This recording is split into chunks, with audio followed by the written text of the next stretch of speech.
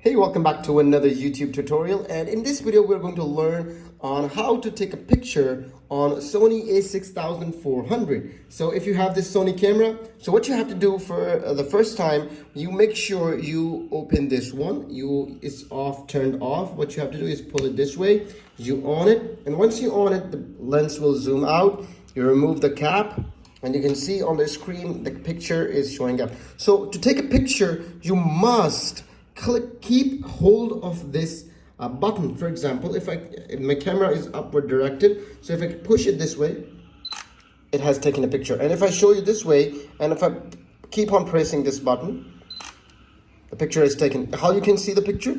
Just click on this button. It shows as a picture.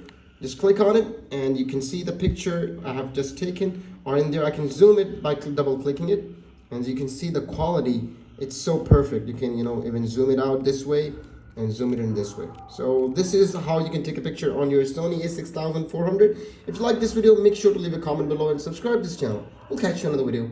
Keep visiting Tides Schooling.